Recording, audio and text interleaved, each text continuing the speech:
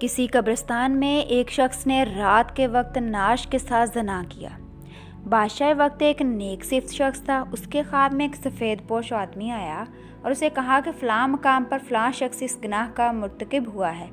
اسے حکم دیا کہ اس زانی کو فوراً بادشاہی دربار میں لا کر اسے مشیر خاص کے عہدے پر مقرر کر دو۔ بادشاہ نے وجہ جانی چاہی تو فوراً خواب ٹوٹ گیا، وہ سوچ میں پڑ گیا۔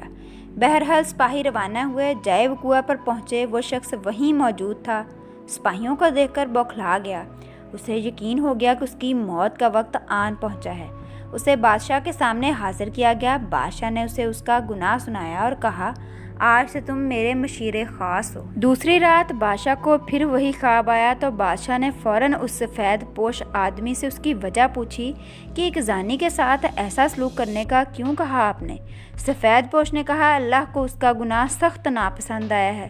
چونکہ اس کی موت کا وقت قریب نہیں آیا تھا، اسی لیے تم سے کہا گیا کہ اسے مشیر بنا لو تاکہ وہ عیش میں پڑ جائے اور اپنے گناہ پر کبھی نادم ہو کر معافی نہ مانگ سکے، کیونکہ اس کی سزا آخرت میں طے کر دی گئی ہے۔ مرتے دم تک عیش میں غرق رہے گا، بلکہ خوش ہوگا کہ جس گناہ پر اسے سزا دی جانی چاہیے تھی اسے اس گناہ پر اعلیٰ عہدہ مل گیا ہے۔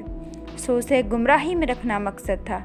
جب گناہوں پر آسانی ملنے لگے تو سمجھ لینا آخرت خراب ہو چکی ہے اور توبہ کے دروازے بند کر دیے گئے ہیں تم پر۔